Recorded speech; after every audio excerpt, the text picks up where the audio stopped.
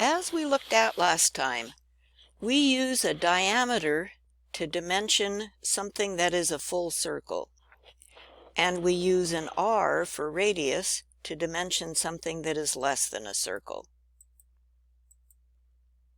So if you have a full circle, like a hole or a cylinder, you use a diameter dimension.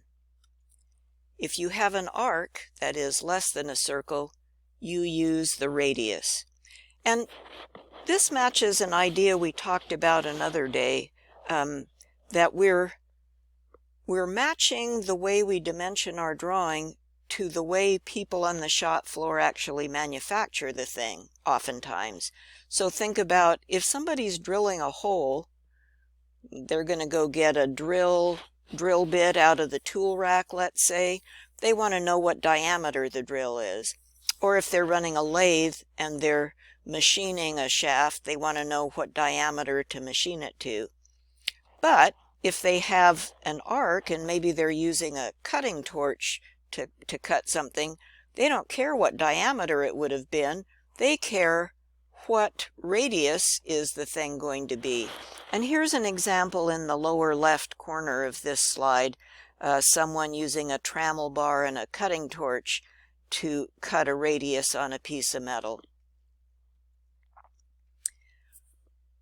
Whatever the size, when you dimension a radius, you use the letter R and no space and the number. And AutoCAD does this for you automatically. So AutoCAD, when you get the radius command, radius dimension command, it will say R and a number with no space. And just like with diameters and circles, if you're pointing at the thing, if the leader line were extended, like if you had a pencil and a ruler, it would pass through the center point of the arc, just like with a circle.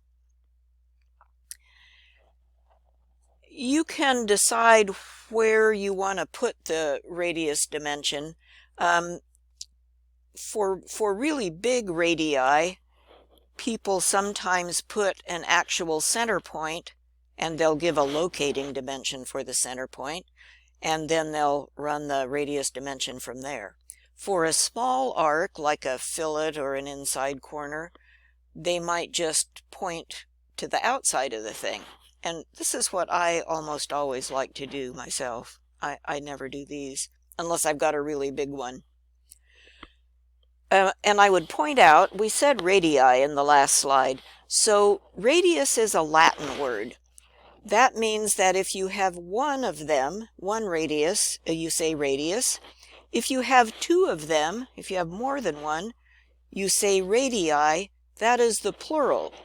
So radius is one, radii is more than one. With small radii, you do not use a center mark, and in fact almost never use a center mark. You just point at the thing with your radius dimension thing. If you do have a big radius, you are allowed to have center marks. ASME doesn't mind if you do that. Kind of have to use your judgment. In general, no center marks unless there's a good reason to have them. Now, here's an important fact to remember, and I'm going to ask you a question about this in the quiz that we'll do next time, so make note of this idea. ASME says that we cannot have duplicate dimensions. So if you give a width of a round thing, like they have done here, this is 0.62, that's about 5/8 of an inch, 0.62 wide, then you cannot give the size of the radius. This example on the right is bad. This is not correct. Having the overall 0.62 and having half of it, the radius 0.31, is a duplicate dimension, and we do not want to do that.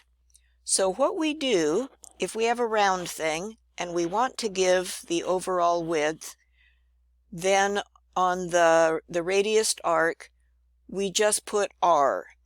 and R stands for radius. In this part, they wrote 2R because there's one on each end.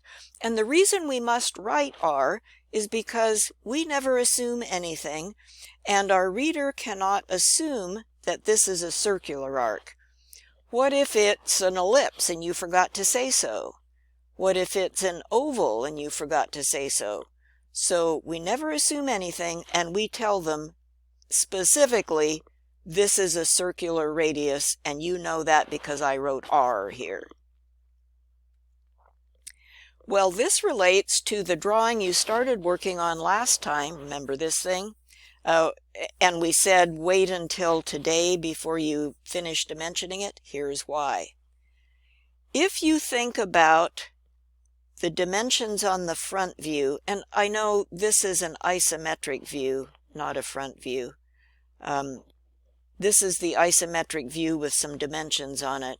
So imagine that you were dimensioning the front view. If you decided to put the 1.74 height on the front view, then when you dimension the radius at the tail, you only write R, no number, just R, so that you don't have a duplicate.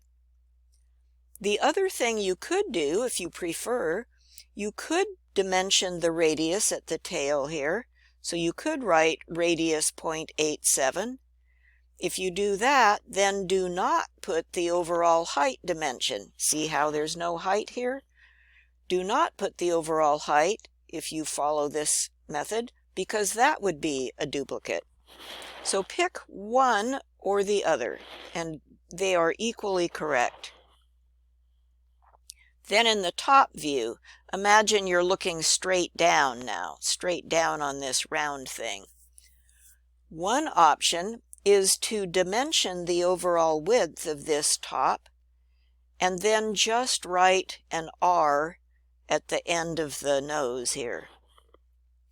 The other option, if you prefer, you could dimension the size of the radius on the nose. You could dimension radius 0.80 and then not put an overall width.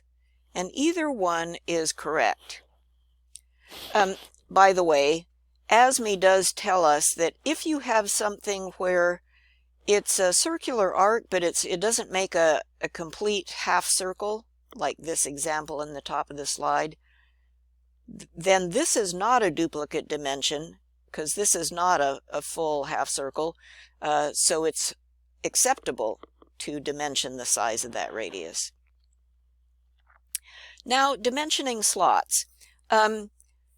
There are different ways that someone could make a slot, a thing with a radius on it, like this thing at the bottom of this slide. One way to make a slot is with a punch and die. Here's an iron worker machine. That's a brand. There are different brands of punches. But what they do is there's a punch and die set that you stick in the throat of the punch here. There's a slot-shaped hole and a slot-shaped punch, and you put the metal in between them, and the punch comes down and punches out a slotted hole. They could also make slots with a milling machine. So here's an end mill where they're boring a slotted hole like this here. So there are different ways that are all acceptable for dimensioning a slotted hole. You could dimension the location of the centers, the two centers of the slotted hole. You could dimension the location of just one center in the middle. If you have an iron worker with let me back up, with a slotted punch, there's a little pointy nose on the end of that punch. And your iron worker operator wants to know where do they put that little pointy thing, so they might prefer to have this one. And here, 8 by 22, that's metric, that is the size of the punch. So what you are telling them here is that they should go to their tool rack and pick up the punch and die that says 8 by 22 and punch a thing. The one at the top says they should get a drill that is 8 millimeters in diameter and drill a hole in each side and make them 14 millimeters apart. This takes us to the next thing we're going to draw. It too has diameters and radii and more than one of each. So pay special attention to whether you are dimensioning a complete hole, like this diameter 1.5, or whether you are dimensioning just a radius, like this radius 1.5. Notice the radius 1.5 is actually twice as big as the diameter 1.5, which you'll see when you draw this thing. All right, we'll probably look at this in AutoCAD in a little bit.